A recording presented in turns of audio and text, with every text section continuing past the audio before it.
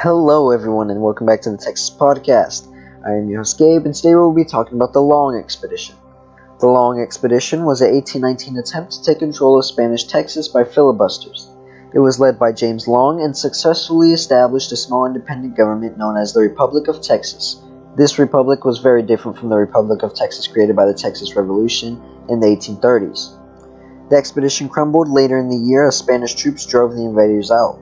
Long returned to Texas in 1820 and attempted to re-establish his control. In October 1821, Long was defeated by Spanish troops, captured, and sent to Mexico City, where he was killed by a guard. Beginning in 1810, Spanish territories in North and South America began to revolt. In particular, the Mexican War of Independence made it difficult for Spain to adequately protect its more remote territories, such as Texas. Lured by the promise of free land and potential wealth, many men from the United States joined expeditions to try to take Texas from Spain. The expeditions were largely planned in New Orleans and variously wished to establish an independent republic in Texas or assist the revolutionaries fighting within Mexico. For the first 9 years of the revolt, ownership of Texas was contested. The United States claimed that the Louisiana Purchase included all of Texas, while Spain believed the boundary rested at the Red River, leaving Texas under Spanish control. The Texans later had a revolt which led to their independence in 1830. In early 1819, Spain and the United States signed the Adams-Onis Treaty, which established the boundary of the Louisiana Purchase at the Sabine River. Many Americans were outraged that the United States had abandoned any claim to Texas. Rhetoric was especially high in Natchez, Mississippi, and James Long, a doctor, was one of the most vehement voices against the treaty. Public sentiment in Natchez soon swung to military action to take back territory that were convinced belonged to them. Men began to gather Natchez for an invasion of Texas. They soon elected Long as their leader, although his only prior military experience had been as a surgeon in the War of 1812. The Natchez newspaper opined that never was there a more propitious moment for effecting their purpose.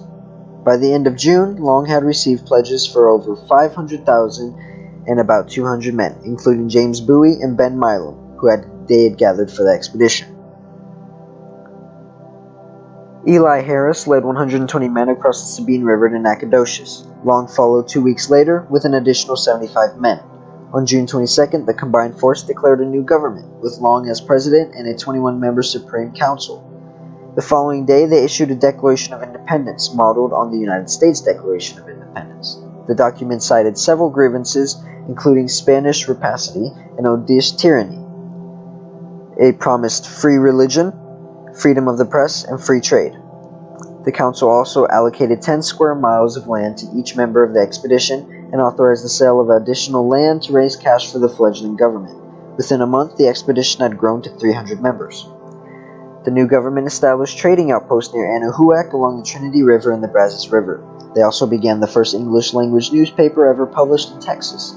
The Texas Republican lasted only 1 month in August 1819. Long also contacted Jean Lafitte, who ran a large smuggling operation on Galveston Island. His letters suggested that the new government establish an admiralty court at Galveston, and offered to appoint Lafitte governor of Galveston. Unbeknownst to Long, Lafitte was actually a Spanish spy. While making numerous promises and excuses to Long, Lafitte gathered information about the expedition and passed it on to the Spanish authorities. By July 16th, the Spanish consul in New Orleans had warned the viceroy in Mexico City that I am fully persuaded that the present is the most serious expedition that has been threatened by the kingdom. With Lafitte's lack of assistance, the expedition soon ran low on provisions. Long dispersed his men to forage for food. Discipline began to break down, and many men, including Bowie, returned home. In early October, Lafitte reached an agreement with Long to make Galveston an official port for the new country and named Lafitte governor. Within weeks, 500 Spanish troops arrived in Texas and marched on Nacogdoches. Long and his men withdrew. Over 40 men were captured, while Long escaped to Natchitoches, Louisiana. Others fled to Galveston and settled along the Bolivar Peninsula. Long joined the refugees at the Bolivar Peninsula on April 6, 1820, with more reinforcements. He continued to raise money to equip the second expedition. 50 men attempted to join him from the United States, but they were arrested by American authorities as they tried to cross into Texas.